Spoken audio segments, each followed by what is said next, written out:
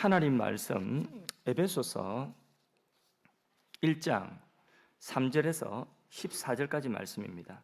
에베소서 1장 3절에서 14절까지 말씀을 최순석 근사님 음성으로 봉독하도록 하겠습니다. 성경 말씀 봉독합니다. 에베소서 1장 3절에서 14절입니다. 찬송하리로다. 하나님 곧 우리 주 예수 그리스도의 아버지께서 그리스도 안에서 하늘에 속한 모든 신령한 복을 우리에게 주시되 곧 창세전에 그리스도 안에서 우리를 택하사 우리로 사랑 안에서 그 앞에 거룩하고 흠이 없게 하시려고 그 기쁘신 뜻대로 우리를 애정하사 예수 그리스도로 말미암아 자기의 아들들이 되게 하셨으니 이는 그가 사랑하시는 자 안에서 우리에게 거저 주시는 바 그의 은혜의 영광을 찬송하게 하려는 것이라. 우리는 그리스도 안에서 그의 은혜의 풍성함을 따라 그의 피로 말미암아 속량 곧 죄사함을 받았느니라. 이는 그가 모든 지혜와 총명을 우리에게 넘치게 하사 그 뜻의 비밀을 우리에게 알리신 것이요 그의 기뻐하심을 따라 그리스도 안에서 때가 찬 경륜을 위하여 예정하신 것이니 하늘에 있는 것이나 땅에 있는 것이 다 그리스도 안에서 통일되게 하려 하심이라.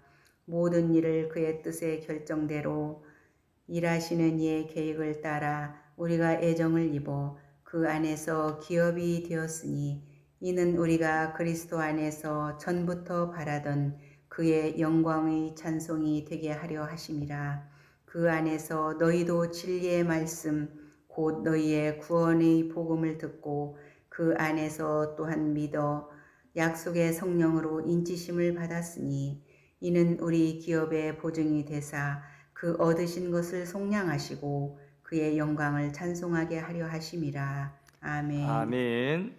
오늘 에베소서 1장 3절에서 14절 사이 말씀 가지고 은혜를 바로 알자 이런 제목으로 은혜 나누겠습니다. 우리 바로 알자는 그런 시리즈로 오늘은 주제가 은혜입니다. 은혜. 우리 모두 예수를 믿게 된 과정이 각각 다릅니다. 아내 때문에 교회 나와서 예수를 믿게 되신 분도 있고요. 사업에 실패하거나 병에 걸려서 하나님 찾게 된 그런 분도 계십니다. 친구 따라 온 사람도 있고요. 또 옛날 같으면 성탄절에 뭐 할 일은 없고 교회 나가면 재밌는 거 많이 하고 빵도 주고 하니까 성탄절 따라 나왔다가 예수 믿어 장로 되신 분이 있고요. 교회 앞에 마당에서 놀다가 교회종 칠 때에 교회 안에서 예배 시간 됐으니까 들어오려면 들어오고 집에 가려면 가라고 그 말 듣고 얼떨떨해 교회 안에 들어와서 예배 드리기 시작해가지고 목사 되신 분도 있습니다. 저처럼 태어나면서부터 어머니 뱃속에서 그렇게 모태신앙도 뭐 선택이 없어요. 그냥 이거는 거의 뭐 핍박, 박해 수준으로 그렇게 예수를 믿게 되었으니까 선택이 없이 그렇게 신앙생활하게 된 모태신앙도 있습니다. 각각 이유가 있고 과정들은 다 다르지만은 예수를 믿게 된 그 모든 과정이 은혜를 받고 나서 보니까 그 과정들 속에 누가 계시느냐? 하나님이 이끄시는 손길이 있었다는 것입니다. 아멘입니다.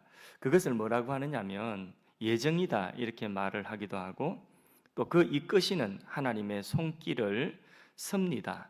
그 이끄시는 과정에 하나님 손길을 하나님의 섭니다. 이렇게 말을 합니다. 오늘 본문에서 예정은 우리 구원의 원인됨을 밝히고 있습니다.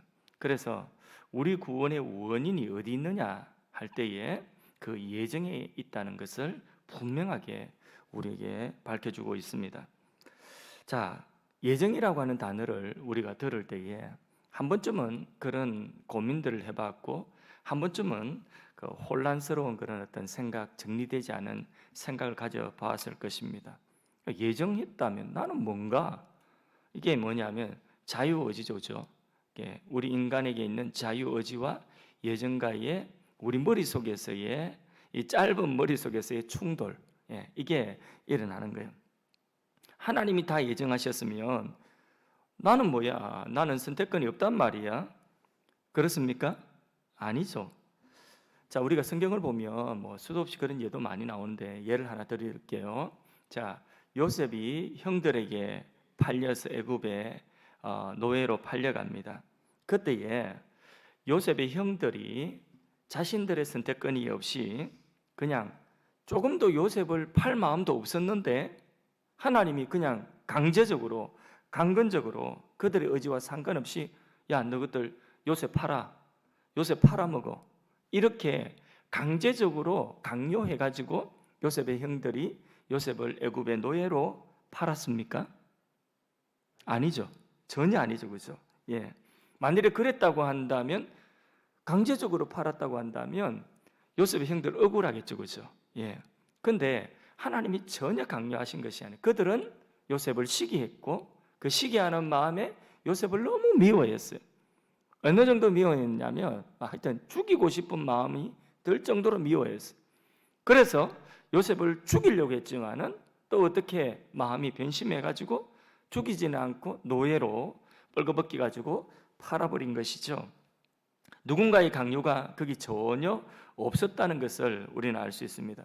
자신들의 마음의 미움이 요셉을 팔고자 하는 그런 선택을 하게 한 것이에요.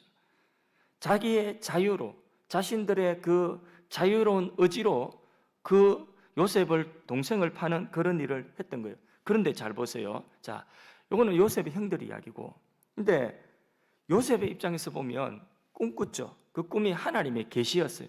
하나님이 요셉에게 형들이 너에게 절할 것을, 그것을 미리 꿈으로, 계시로 그렇게 보여주신 거예요. 그 계시의 말씀을 꿈으로 요셉은 받았는데, 근데 이래저래 팔리고 다 했지만은 결국은 어떻게 되었어요? 꿈대로 형들이 자기 앞에 와서 무릎 딱 꿇고, 그리고 자기에게 경배했죠. 자기에게 무릎 딱 꿇고 절했습니다. 결국 무엇대로 되었어요? 하나님의 계획하신 하나님의 의지대로 된 거예요. 맞죠? 과정이 어찌되었든 결국은 그대로 된 하나님의 의지대로 된 거예요. 그걸 뭐라고 하냐면 예정이라고 그렇게 이야기하는 것입니다.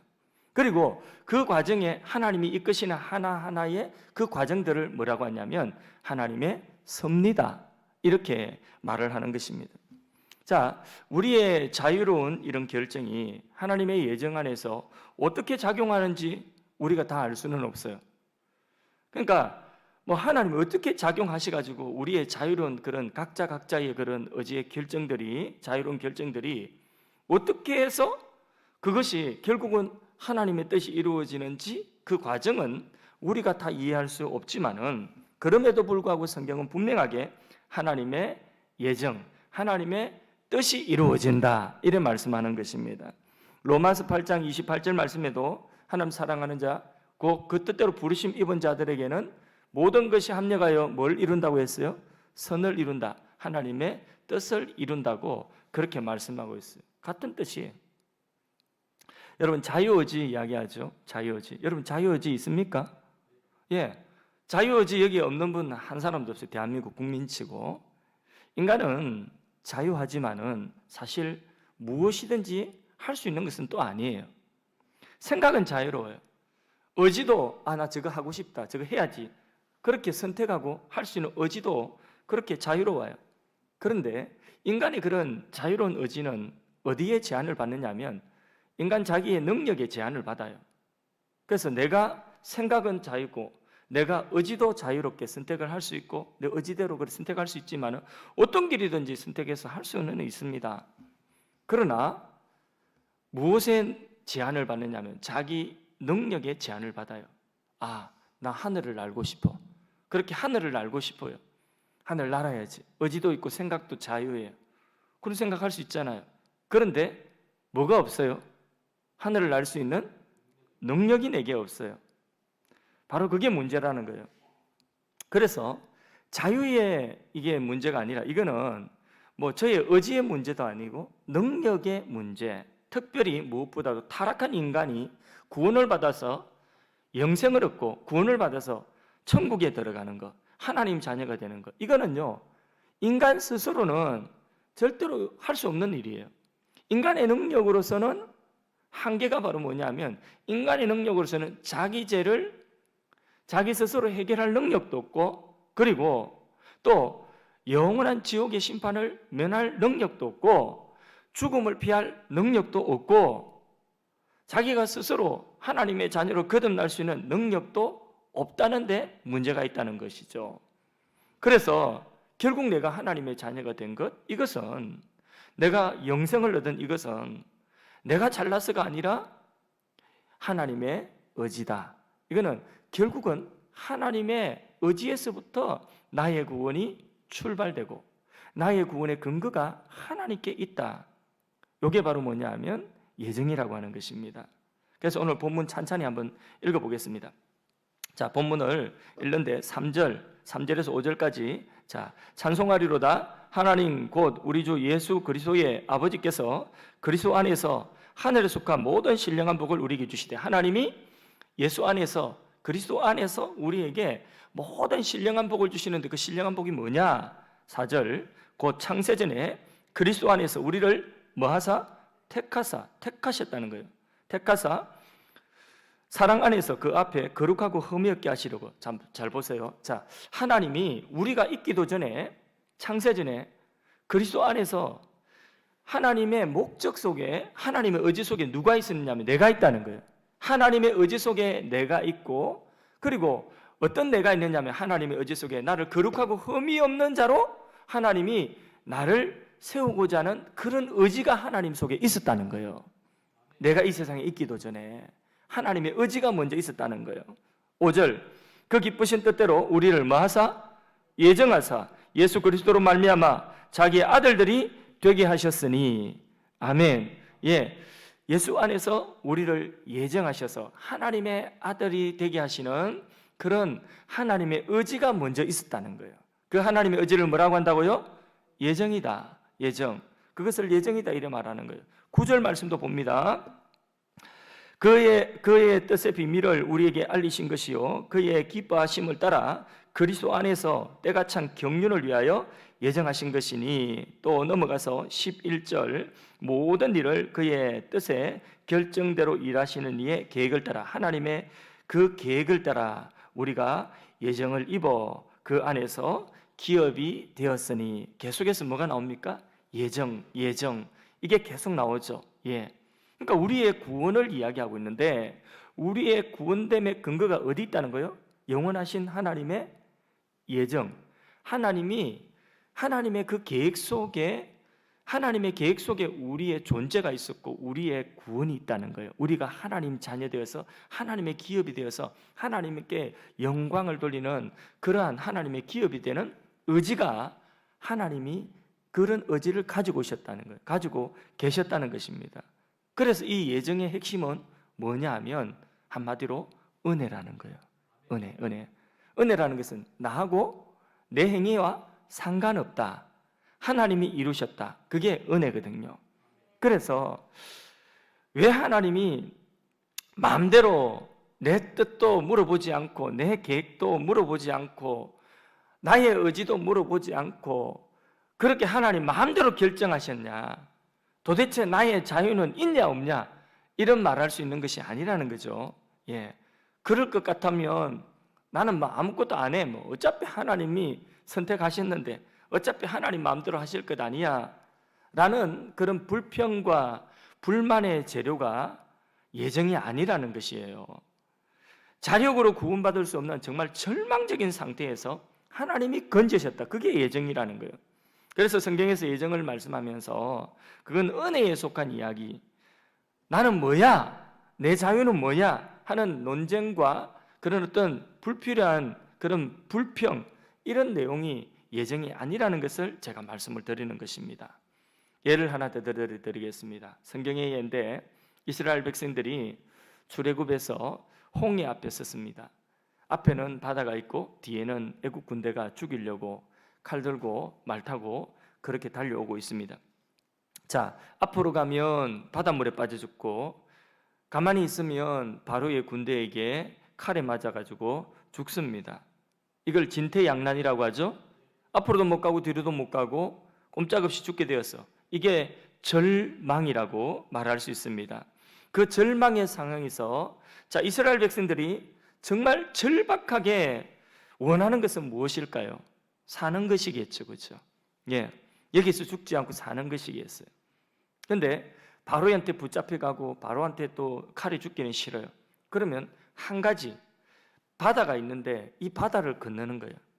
이 바다를 건너서 무사하게 건너는 것인데 그게 그들의 뭐냐면 마음속에 간절한 소망이겠죠. 죽는 것이 소망이 아니고 그죠? 사는 것이 소망 아니겠습니까? 그 살고자 하는 그런 의지가 강하게 있었습니다. 그런데 상황은 절망이에요. 그렇게 살고자 하는 의지는 있었지만 문제는 뭐예요?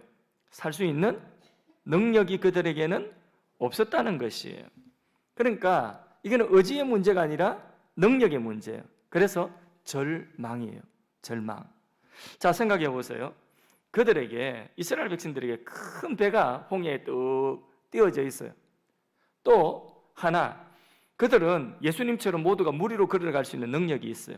자, 배도 있고 또 물 위로 걸어갈 수 있는 능력도 있고, 이런데 하나님께서 갑자기 홍해를 가르시더니 길을 하나, 막 좁은 길 하나 내시고 막 험한 그런 울퉁불퉁 바닷길을 내셔가지고 너가 그 길로 가지 말고 이 길로만 가야 돼 하고 그 길로 몰아넣었다면 이스라엘 백성들 가운데 어떤 이들은 왜 하필 이런 길로 인도하냐? 그럼 우리 의지는 뭐냐? 나는 물 위로 걷고 싶었어. 난 물 위로 걸어갈 수도 있고, 나는 배 타고 가고 싶었어. 배도 있고, 이럴 수 있는, 불평할 수 있는 것이 있죠.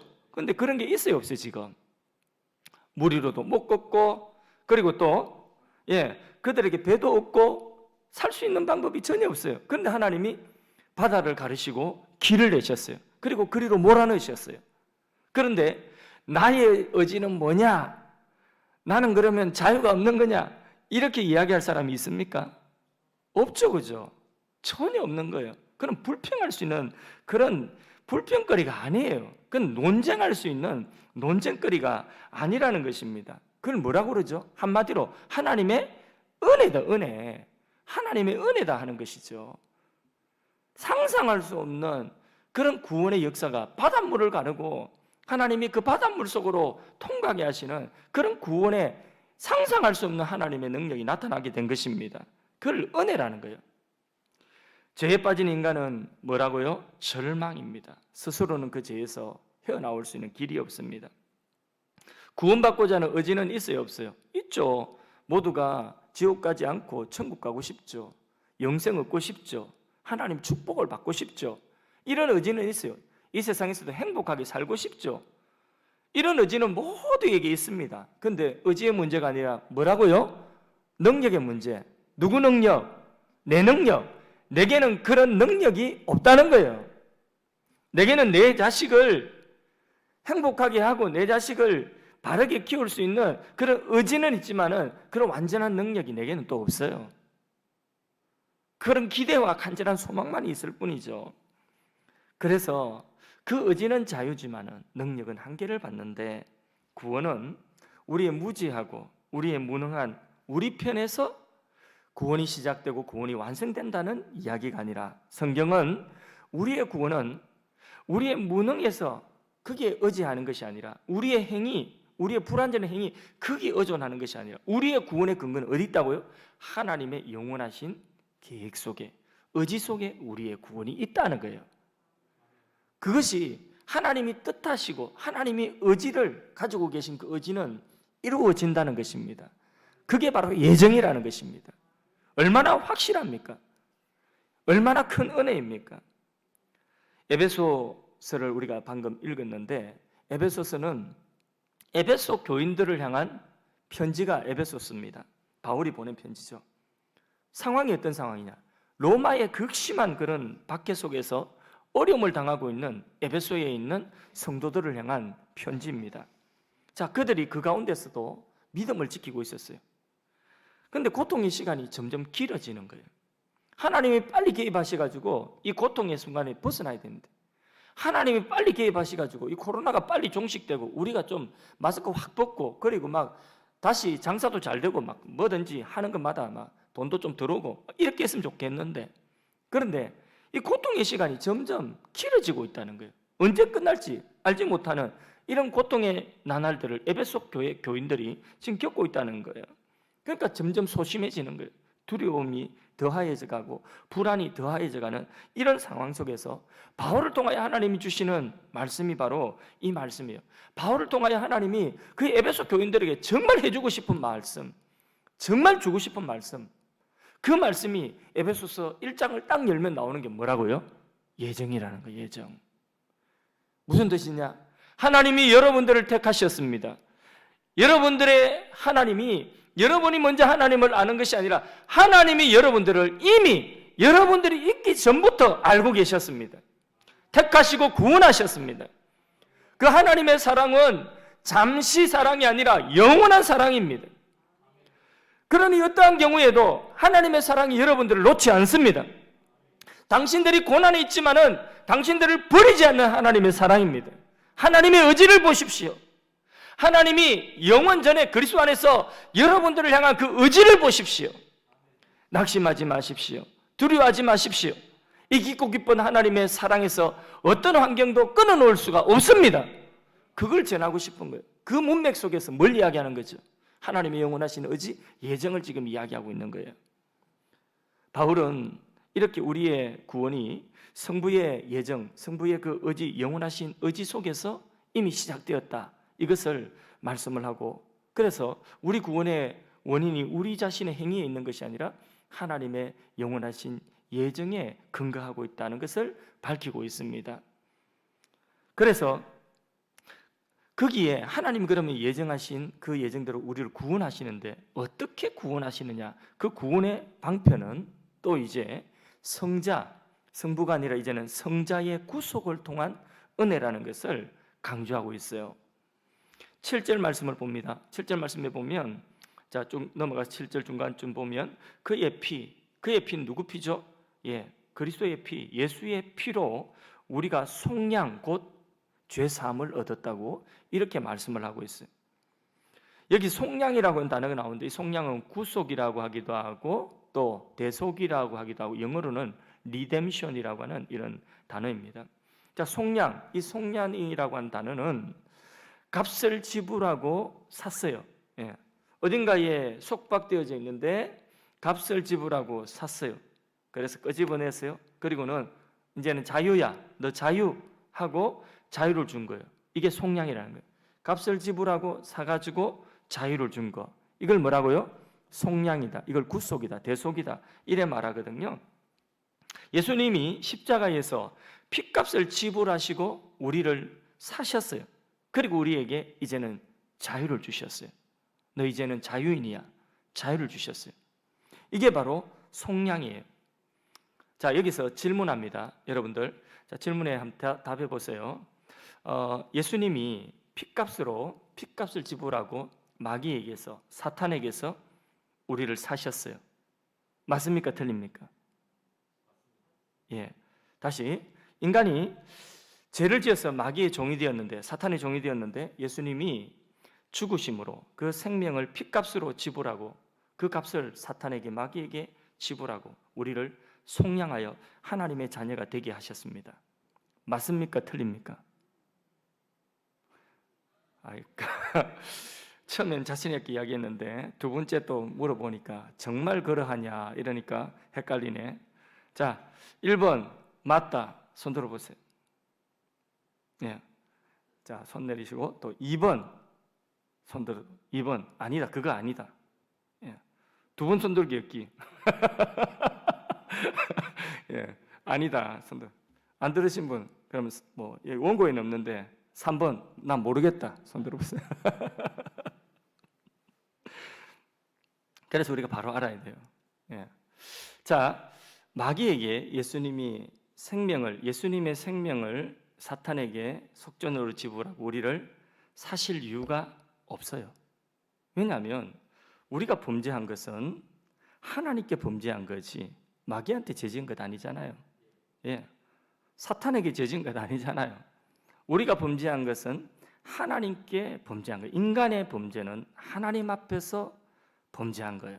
하나님의 말씀을 거역하여 범죄한 것이죠. 마귀는 거기 상관없어요. 마귀는 거기 죄짓도록 부추기고 그 죄짓도록 한 그 하여튼 죄의 동조자고 이게 동력자지. 그 마귀는 거기 예수님이 말라고 마귀한테 뭐 속전을 지불하고 지가 뭔데? 지도 똑같이 지옥 갈 놈인데 안 그렇습니까? 마귀한테 속전을 지불할 이유가 전혀 없는 거예요. 그러면 어디에 속전을 지불했냐면 하나님의 말씀의 공의예요. 하나님의 말씀이 죄의 값은 사망이라고 했죠. 죄는 결국은 사망을 불러오기 때문에 죄의 이 값을 지불한 것은 하나님의 그 공의를 충족시키기 위한 속전이지, 하나님의 그 공의의 말씀을 예수님께서 우리 대신하여서 그렇게 생명의 값을 지불하고 하나님의 그 공의의 말씀을 충족시킨 거지, 마귀에게 속전 지불한 것은 아닙니다. 그래서 예수님께서는 우리를 속량하셨다는 이 말씀은 바로 우리 대신 십자가에서 우리의 죄값을 지불하시고 하나님의 공의를 충족시켰다, 이런 뜻인 것입니다. 그런데 우리는 생각하기를 하나님은 사랑이시니까, 예수님은 사랑이시니까 사랑하시기 때문에 그럴 수 있다고 여러분 생각하십니까? 부모가 자녀를 사랑하기 때문에 너무나 예쁘지 않습니까? 너무 사랑스럽지 않습니까? 그래서 그 자녀를 위해서라면 내 생명도 줄 수 있지. 그 부모의 마음이죠, 그죠? 예.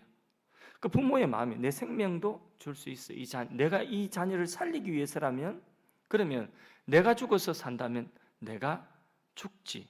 이거 부모로서 자식 사랑하기 때문에 가질 수 있는 마음이라고 생각됩니다.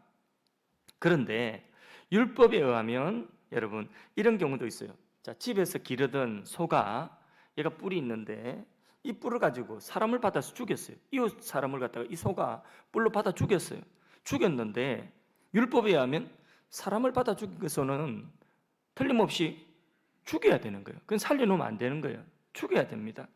그런데 그 소 주인이 그 소를 갖다가 너무 사랑해서 그 죽은 사람 유가족에게 가가지고 아주 사과를 하면서 내가 잘못했네, 이미 죽은 거 어떻게 하겠냐, 그러면서 그 보상을 해가지고 아주 큰 값을 지불하고 그리고 그 소를 살리는 경우가 있을 수 있습니다.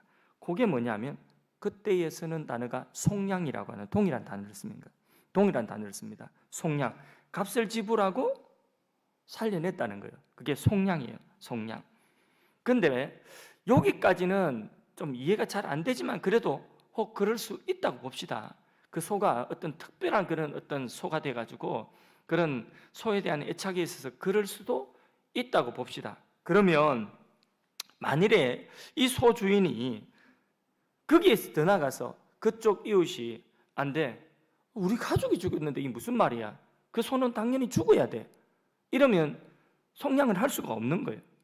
그런데 이 주인이 그 소를 너무나 사랑해가지고 내가 대신해서 죽을 테니까 소를 살려달라, 이런 일은 있을 수가 있습니까? 없을 것 같아요가 아니라 없죠. 무슨 소를 대신해가지고 내가 죽습니까? 고민할 필요도 없는 것이죠. 사람의 생명하고 짐승의 생명하고 동물의 생명하고 어떤 생명의 가치를 생각해 보세요. 어떻게 사람이 이 동물의 생명을 대신하여서 사람이 대신 죽고 동물 생명 살린단 말이에요? 이거는 생명의 가치가 다른 것 아니겠습니까? 있을 수 없는 일입니다. 이런 경우에 자연스럽게 사랑하기 때문이라고 그렇게 말을 할 수가 없는 것이죠, 그죠? 이런 것을 거룩한 희생이다, 뭐 고귀한 사랑이다, 아름다운 헌신이다, 이렇게 말할 수 없습니다. 이건 어처구니 없는 일이고 이건 당황스러운 일이에요. 오히려 어째 보면 불의한 일일 수도 있어요. 왜? 생명의 가치가 다른데 불의한 일이 될 수도 있죠, 그죠? 여러분, 그런데 그런 일이, 그보다 더한 일이 어디서 일어났냐? 십자가에서 일어났어요. 성자께서. 십자가의 대속은 창조주가 피조물을 대신한 거예요. 창조주가 사람 몸을 입고 오셔서 피조물의 죄를 대신하여서 속량하셨다는 거예요. 창조주의 생명을 주어서. 이거는 방금 제가 말씀드린 소와 사람, 소주인하고의 비유보다도 이거는 사실 격차가 더 큰 거예요. 있을 수 없는 일이 일어난 거예요. 도무지 이해할 수 없는 일이 일어난 거예요. 이게 도무지 이해할 수 없다, 정말 있을 수 없는 일이다, 이렇게 깨달아지면 그게 은혜가 깨달아지는 거예요. 은혜라는 것은 이런 거예요. 성경이 말씀하는 성자의 은혜는 이런 것입니다. 그 앞에서 누가 자기 행위를 자랑할 수 있겠습니까? 자기 믿음을 감히 자랑할 수 있겠습니까? 베드로처럼 그런 예수님 앞에서 납작 엎드려가지고 오 주여 나는 죄인으로소이다, 나를 떠나소서, 그럴 수밖에 없는 거예요. 이것이 예수님의 대속의 은혜를 깨달은 자의 고백인 것입니다. 내가 주를 위하여서 이것만큼 일을 했기 때문에 하나님도 나를 위하여 이 정도는 해줘야 마땅하지요. 결코 그럴 수 없다는 거예요. 하나님은 사랑이시니까 그 정도는 하실 수 있지 않나, 그 정도 주고 주실 수는 있지 않나, 결코 그럴 수 없다는 거예요. 오히려 어떻게 그럴 수가 있습니까? 그런 일이 어떻게 일어날 수 있습니까? 예전에 우리 주일학교 아이들 데리고 수련회를 하는데, 수련회 밤에 불 끄고 기도할 때 애들이 막 기도하는 게 얼마나 이쁜지 몰라요. 애들이 순진해가지고 그냥 좀 영적인 그런 분위기 잡고 막 그렇게 막 하면, 뭐 어른들은 잘 안 그래요. 근데 애들은 좀 영적으로 좀 이렇게 좀 뭔가 이렇게 좀 불 끄고 이렇게 분위기 잡고 막 이렇게 말씀 전하고 기도시키면 애들이 막 기도를 잘해요. 안 하는 것 같죠? 근데 애들 기도 되게 잘해요. 우리 교회 아이들도 얼마나 눈물 흘리면서 소리 지르면서 1시간씩 그렇게 기도하고 그랬거든요. 부르짖으면서. 그때에 아이들 기도하는 거 안수해주면서 기도하는 거 보니까 어떤 아이는 막 기도하는데 이렇게 말이 되냐고요. 그게 예수님이 나를 위하여 죽으신 게 그게 말이 되냐고요. 그러더라고요. 그게 은혜 깨달은 거예요. 그게 말이 안 돼야 돼요. 여러분, 우리가 하나님 앞에서, 예수님의 대속 앞에서 뭘 자랑할 수 있겠습니까? 영원토록 주님의 은혜입니다. 주님이 하셨습니다. 우리는 그 고백밖에 할 게 없는 거예요. 자, 성자의 의지, 그 예정이 나왔고, 성부의 의지 예정이 나왔고, 성자의 이제는 그 대속을 통하여서, 그 속량함을 통하여서 우리가 죄 사함 받고 하나님의 자녀로 거듭났습니다. 그럼 마지막으로, 자, 성부가 성자를 통하여 다 이루어놓으신 이 구원을 믿을 수 있는 능력이 우리에게 있을까요, 없을까요?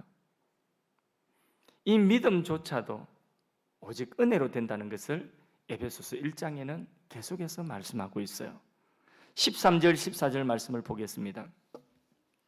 13, 14 읽습니다. 그 안에서, 그리스도 안에서 너희도 진리의 말씀 곧 너희의 구원의 복음을 듣고, 자 이제 복음을 들었어요. 복음을 듣고 그 안에서, 그리스도 안에서 또한 믿었어요. 약속의 성령으로 인치심을 받았으니. 무엇으로 인치심을 받았다고요? 약속의 성령으로. 이는 우리 기업의 보증이 되사 그 얻으신 것을 속량하시고 그 영광을 찬송하게 하려 하심이라. 아멘. 여러분 성령 받으셨습니까? 예, 예수 믿는 사람들은, 우리 예수 믿는 진실된 신앙의 고백을 하는 사람들은 성령으로 신앙 고백하는 것입니다. 누구든지 예수를 주로 시인하는 자는 성령으로 말미암지 않고는 시인할 수가 없어요. 그래서 성령이 하시는 가장 중요한 일이 뭐냐 하면, 우리를 구원하셔서 하나님 자녀 삼으심에 인치셔서 보증하시는 그 일을 누가 하시느냐? 성령이 하시는 거예요. 마지막 우리 구원을 딱 보증, 인치해서 인을 딱 쳐가지고 누구도 변기하지 못하도록 그렇게 인을 딱 치는 이 보증을 누가 하시느냐? 성령이 하신다는 것입니다. 여러분 구원의 확신을 가지고 계십니까? 그게 바로 뭐냐? 성령이 인치시고 보증하신 것입니다. 사람의, 우리의 주관적인 마음의 상태가 아니라 성령이 인치시고 보증하셨다는 사실에서 우리가 확신도 가질 수 있고 우리 구원이 흔들리지 않는 것입니다. 우리의 구원의 확신도 나의 분명한 믿음 때문이 아니라 성령이 보증하셨기 때문에 가능한 것이라는 것을 우리가 알아야 된다는 것. 그게 에베소서 1장에 지금 말씀하고 있는 내용이에요. 우리 구원과 우리 하나님 자녀됨과 우리 영생을 위하여서 성부와 성자와 성령이 각각의 역할을 하시면서 보증하시고 이 구원을 완성하셨어요. 할렐루야. 여기에 우리의 인간의 행위가 개입될 틈이 전혀 없는 것입니다. 그런데 어떤 사람들이 이렇게 이야기합니다. 자기 믿음을 자랑해요. 열심이나 충성된 행위를 자랑해요. 어떤 교회나 교파는 자신의 세속되지 않음을 자랑하지만은 그런 모든 것이 하나님 앞에 부끄러운 일이에요. 그런 자랑하는 것 자체가 정말 주를 위해서 죽을 수 있을 것 같이 그런 마음이 뜨거움이 있습니까? 그런 열정이 있습니까? 잊지 말아야 됩니다. 그런 믿음의 열정조차도 자랑할 것이 아니라는 것이에요. 그 믿음도 성령님이 역사하시는 통로일 뿐이지 우리의 구원과 우리의 헌신을 가능하게 하는 원인은 아니라는 것을 알아야 되는 것입니다. 근데 내만 우리 교회만 어떤 사람도 그러더라고. 우리 교회만 그렇게 이야기하더라고. 어떤 사람 어떤 그룹 그런 집단 그런 운동을 하는 어떤 성령 운동하는 그런 집단 그래서 자기들의 행위를 자랑하고 우리만 그리스도의 순결한 신부로 한국 교회 다 썩었다 하고 그러면서 자기들의 믿음과 자기들의 신앙과 그 열심만을 자랑하고 그리고 다른 사람 정죄하고 자기들은 썩었고 다른 사람들 막 살려내야 된다고 해서고 그렇게 이야기를 하는데 그런데 그런 모든 것들이 다 뭐냐? 오늘 에베소서 1장 말씀에 은혜를 알면 웃기는 이야기예요. 부끄러운 이야기예요. 부끄러워해야 되는 거예요. 그런 말하는 것 자체를 그런 마음 가진 것 자체를 부끄러워해야 되는 거예요. 은혜를 알면 겸손할 수밖에 없는 것입니다. 은혜를 알면 하나님 앞에 모든 것이 주님이 하셨습니다. 모든 것이 주님의 은혜입니다. 나의 나된 것은 주님의 은혜입니다. 이렇게 고백할 수밖에 없는 것입니다. 왜냐하면 우리의 받은 구원과 우리에게 선한 것이 있다고 한다면 그 모든 것은 성부와 성자와 성령 하나님의 은혜로 말미암은 것이기 때문입니다. 그 은혜를 생각할 때마다 우리 스스로는 자랑할 것이 조금도 없고 우리는 교만할 것이 조금도 없고 동시에 또한 우리가 어려운 일을 만난다 할지라도 우리가 고난의 현실을 만난다 할지라도 낙심하지 아니하는 것은 바로 하나님이 하셨고 그리고 앞으로도 하나님이 하실 것이기 때문이라는 고백입니다.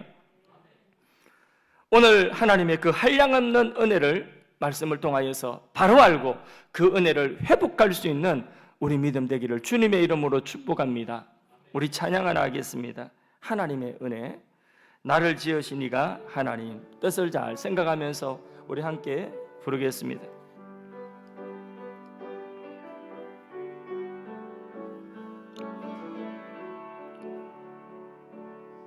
나를 지으신 이가 하나님,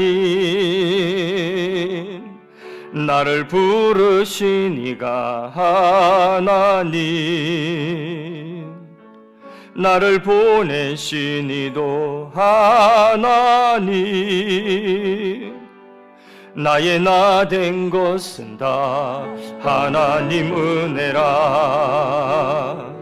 나의 달려갈 길 다가도록 나의 마지막 호흡 다하도록 나로 그 십자가 품게 하시니 나의 나 된 것은 다 하나님 은혜라. 한량없는 은혜, 갚을 길 없는 은혜, 내 삶을 애워 사는 하나님의 은혜,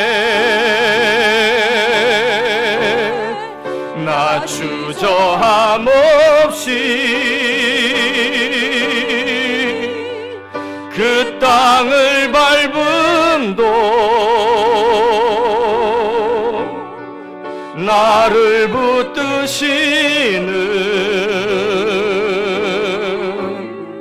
하나님의 은혜, 나를 지으시니가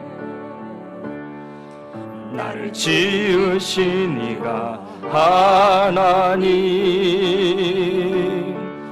나를 부르시니가 하나님,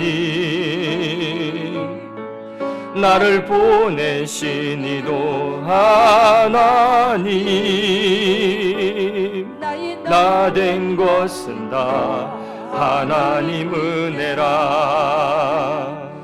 나의 달려갈 길 다가도록 나의 마지막 호흡 다하도록 나로 그 십자가 품게 하시니 나 된 것은 다 하나님 은혜라. 한량 없는 은혜, 갚을 길 없는 은혜, 내 삶을 애워 사는 하나님의 은혜. 나 주저함 없이 그 땅을 밟음도 나를 붙드시는 하나님의 은혜. 우리 함께 말씀 붙들고 한번 기도하겠습니다.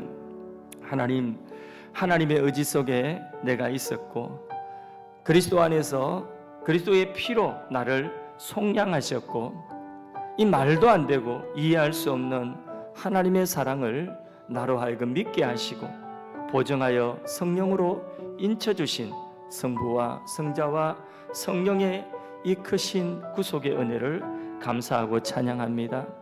하나님이 하셨고 앞으로도 하나님이 하실 것이기 때문에 오늘 나의 현실에 절망의 벽 앞에서 내가 무너지지 않고 다시 일어서겠습니다. 나의 힘과 나의 의지가 아니라 나의 능력이 아니라 하나님의 의지와 능력으로 나를 일으키심을 내가 믿고 오늘 나의 이 절망의 현실의 벽 앞에서 일어서서 달려가기 원합니다. 인내하기 원합니다. 주여 내게 이 믿음의 능력 더 충만하게 하여 주셔서 은혜 가운데서 살아가게 하시고 은혜 가운데서 돌파하게 하시고 은혜 가운데서 앞으로 전진해 나가서 하나님의 기업으로 하나님께 영광 돌릴 수 있도록 주여 나를 축복하여 주시고 주여 우리 가정을 축복하시고 주여 우리 교회를 축복하시고 주여 한국교회를 축복하여 주시옵소서. 우리 다 같이 말씀 붙들고 한번 합심해서 기도하도록 하겠습니다. 존귀하신 하나님 아버지 은혜와 사랑을 감사합니다. 하나님 우리를 사랑하여 주셔서 하나님의 영원한 의지 속에 우리를 예정하시고 그 예정하신 뜻을 따라서 하나님 그리스도의 구속의 은혜를 입어주셔서 하나님 예수의 피로 우리를 속량하시고 죄 없다 하시고 하나님의 거룩한 자녀 삼으시고 우리를 하나님의 영광스러운 기업을 삼으셔서 하나님의 영광의 찬미를 하나님께 영광의 찬미를 올려드리며 하나님께 영광 돌리는 삶을 살 수 있도록 은혜 베풀어 주신 것 감사합니다. 하나님 우리 아버지 이 세상을 살아가면서 오늘 우리의 절망의 현실 앞에서 하나님 아버지 우리가 주저앉지 않도록 하시고 오늘 고통의 현실 속에서 우리가 하나님이 이전에 행하셨고 그리고 하나님이 의지를 정하셨고 하나님께서 반드시 이루실 것을 믿고 하나님 아버지의 이 크신 은혜를 우리가 확신하면서 하나님 다시 일어서기를 원합니다. 하나님 우리의 믿음을 더욱더 담대하게 하시고 우리의 이 믿음을 가지고 하나님의 은혜의 세계 속에 하나님 아버지여 담대하게 달려갈 수 있기를 원합니다. 하나님 그리하여서 돌파하며 나가기 원합니다. 하나님의 기업이 되어서 하나님의 영광의 찬미가 되게 하시고 하나님 우리 아버지 우리의 모든 삶을 통하여서 하나님 우리 아버지께서 영광을 받으시는 아름답고 풍성한 열매를 맺어갈 수 있도록 주여 우리를 사용하여 주시옵소서. 하나님 우리 가정을 사용하여 주시옵소서. 우리 기업을 사용하여 주시옵소서. 우리 하늘 사랑의 교회와 한국교회를 사용하여 주시옵소서. 할렐루야. 하나님의 은혜 감사합니다. 성부와 성자와 성령의 구속하신 은혜와 우리를 하나님의 기업 삼아주시고 하나님이 뜻하신 바를 반드시 이루되 예수님의 생명의 값을 치르시고 그 뜻을 온전히 성취하시며 오늘도 성령을 보내셔서 우리 안에 믿음 주시고 보정하심으로 말미암아 일어서게 하신 은혜를 감사합니다. 오늘 우리의 현실의 벽 앞에서 우리가 무너지지 않도록 하여 주시고 주저앉지 않도록 하여 주시고 그 현실의 벽을 뛰어넘을 수 있는 하나님의 의지와 그 하나님의 능력과 그 하나님의 사랑을 확신하면서 우리가 돌파하며 나가기를 원합니다. 하나님이여, 우리의 삶에 크고 작은 모든 일들, 나의 나된 것, 하나님의 은혜인 것을 고백하면서 우리의 입술에 항상 주님이 하셨습니다, 주님이 이루실 것입니다 라는 고백이 우리의 삶의 능력이 되게 하여 주시고 하나님께 영광됨이 되게 하여 주시옵소서. 하나님, 어려운 시절 속에서도 우리의 모든 염려를 맡아주시고 오늘을 살아갈 수 있는 믿음 주신 하나님께 감사와 영광을 올립니다. 공중의 새도 먹이시고 들의 백합화도 입히시는 하나님께서 우리 영육의 모든 은혜를 채워주심을 감사하며 각종 예물을 구별하여 올려드립니다. 하나님, 성전의 꽃꽂이와 그리고 성전의 예배를 위한 모든 섬김 그 수고를 주님께 다 올려드립니다. 하나님께서 영광을 받으시고 하나님의 나라와 그를 먼저 구하는 자들에게 있어야 할 모든 것들로 흔들어 넘치도록 채워 주시옵소서. 우리 중에 육신의 질병이 있는 자 있습니다. 치유하시는 은혜로 영육을 강건케 하여 주옵시되 하나님, 불치병, 난치병, 암병이라도 치유되게 하여 주시옵고 고혈압, 당뇨, 치매가 치유되게 하시며 뼈와 디스크 근육과 신경의 근육과 그 모든 통증들이 예수의 이름으로 사라지게 하시고 하나님, 비염과 뇌경색과 신장염과 피부병과 아토피, 두통과 불면증, 우울증, 각종 정서 불안증과 모든 질병의 권세를 하나님 치유하시는 은혜를 있게 하여 주시옵소서. 특별히 가정마다 자녀들을 보호하시고 친히 양육하여 주셔서 하나님의 영광의 찬미들로 자라게 하여 주시옵소서. 군복무 중인 아들들을 지켜주시고 모든 성도들의 일터와 산업을 일으켜 세워주시며 경제적인 환란을 벗어나서 소산의 풍성함으로 은혜 내려 주시옵소서. 우리는 한순간도 주의 은혜 아니고서는 설 수 없는 연약한 존재인 것을 고백합니다. 또 한 주간을 살아갈 수 있는 건강과 행복을 우리 모두에게 허락하여 주시고 순간순간마다 주님이 주인됨을 고백하며 주의 은혜가 우리의 삶 가운데 임하게 하는 삶을 살 수 있도록 주님 도와 주시옵소서. 지금은 성자의 대속의 사랑과 성부의 예정 섭리의 은혜와 약속의 성령의 인쳐서 보정하시는 은혜가 고개 숙인 사랑하는 성도들의 머리 위에, 가정 위에, 일터와 이 나라와 민족 위에 지금으로부터 영원 무궁토록 함께 계실지어다. 아멘.